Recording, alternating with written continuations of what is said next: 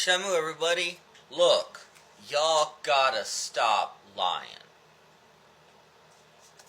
Talking about something very specific this time. Not all y'all. I mean, all y'all have run out the mouth lately. I don't know what this cast iron thing is. I don't have time to do all the everything here because we got a lot to cover, and TikTok only gives me 10 minutes, and I gotta try and do this in one video because y'all won't watch multiple videos on this. But hey, the Daily Hermeticist.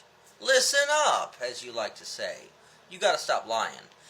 I watched your video.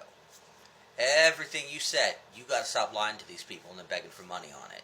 Okay, so, we're gonna approach some things, because you claimed, one,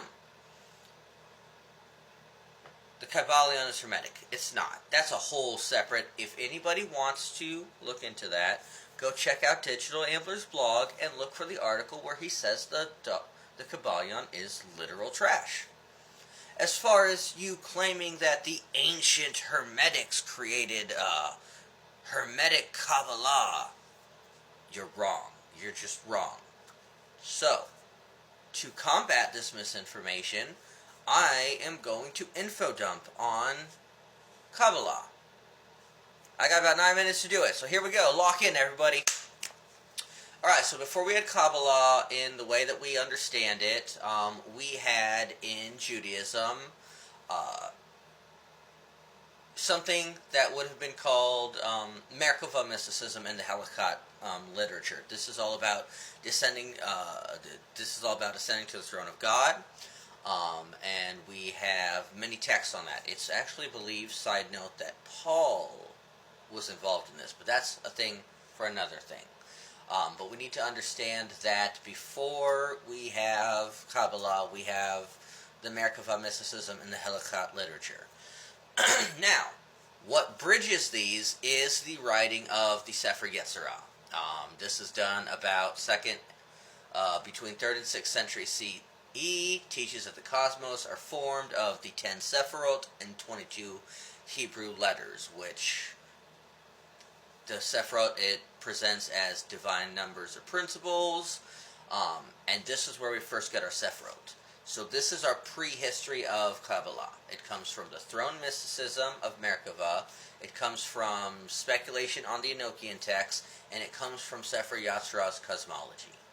Now, we will generally see the start of Qabalah proper within the 12th century in the south of France and Spain. Jewish esoteric mysticism starts to form new thoughts and new ways of viewing a lot of these things, starting with, we're not going to hit this on one video, we're going to try, the Sefer HaBahir. This is a major text of early Qabalah. Its influence on the development of these things are profound. Basically, it deepens the symbolic use of the Hebrew alphabet, treating the Sephirot as active powers in creation, and strengthens a lot of the mystical symbolism that we will see come to in Qabalah. It also introduces themes such as Gilgul, or the transmigration of the souls, into Qabalah. Now, roughly around 1150 to 1250, Qabalah was, with this text, it was taking shape in France in the school of Isaac the Blind. In Languedoc, as one of the big centers in this formative period. His school created a theosophical tendency that kind of converged off of the Bahir tradition, creating classic Qabalah. Almost. It's a little shaky, but this is where the infinite God begins to be understood as manifesting through the structured emanations, and where the Sephirotic scheme becomes very central. Then we need to jump forward to the 13th century, Qabalah being developed further in Spain, especially in the Catalonian schools and the school of Gerona. Where this was going on, we started to pull away from the speculative cosmology and treated it as a way of reading the Torah. Understanding our prayer and relating how Jewish ritual life was tied to the hidden structure itself. Out of this births the Zohar in the late 13th century, traditionally attributed to Rabbi Shimon Bar Yochai, though academics identify it as being the writing of Moses de Leon. The Zohar is a humongous mystical commentary on the Torah, written largely in Aramaic, and it becomes the central sacred book of all Qabalah that comes. This gives form to the themes that we would see, such as the Sephiroth as the structure of the divine manifestation, the exile and the restoration of the Shekinah, the erotic symbolic relation of masculine and feminine powers in divinity, the idea that human actions affect the divine realm, and the conviction that the Torah possesses hidden layers. Here in this interplay, the Zoharic world is a world within Christian Spain. As Spanish Christians were attempting to convert Jewish people also were attempting to convert and pull Christians this way, and so a couple things end up being slipped into the Zohar to try and convert them, this being like the idea of Trinity, the idea of a messianic figure, things along those lines that you could start a conversation, hi kitty, with a Christian about. Now, after the Zohar, we get to 16th century Safed with Moses Cordovero and my boy, the Ari Isaac ben Solomon Luria. They are the architects of a brand new Kabbalistic theosophy that reshapes the entire Jewish mysticism. This becomes Lurianic Qabalah. It is recorded after Luria's death by Haim Vital, and it introduces us with the idea of Tzimtzum, the divine contraction, the Shefrat HaKalim, or the breaking of the vessels, and the idea of Tikkun, or the process of repairing and restoring these vessels, and thereby repairing and restoring the world.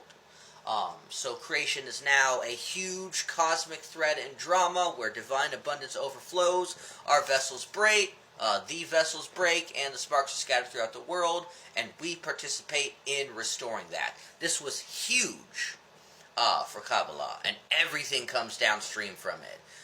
We get Shabbatai Tzvi, which I will not speak on. The Hasid community, the Hasidic community, really leans into this, and so this influences everything. We gotta move a little faster here. So where does Christian Qabalah come in?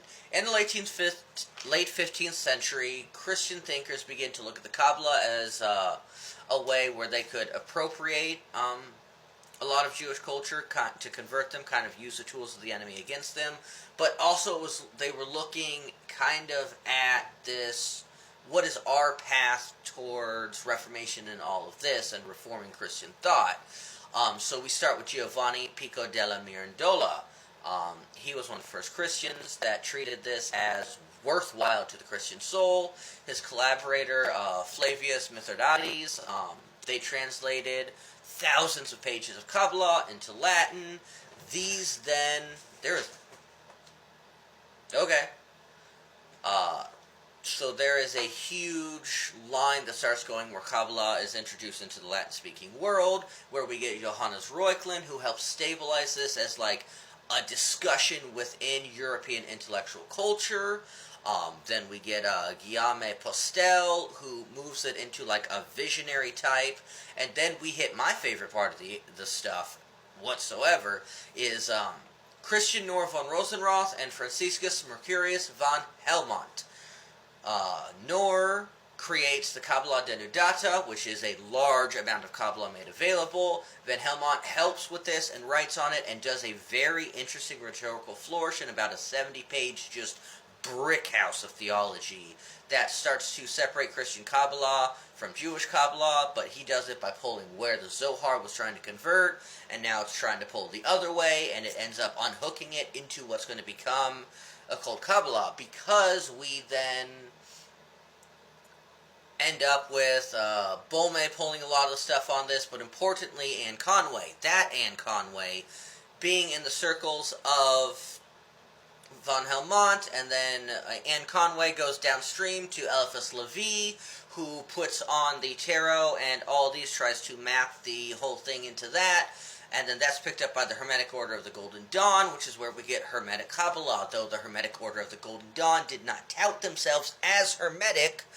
Hermetic was used as a term for magic. So when you sat here and you said the ancient Hermetics of old, they did not. Okay, the Qabalah that is Hermetic Qabalah is from the 1900s. You gotta stop lying. I'm gonna tag you in this because I couldn't stitch it. I might do a video on each of these people. I don't know. Do y'all want to hear more about this? This is one of my favorite things.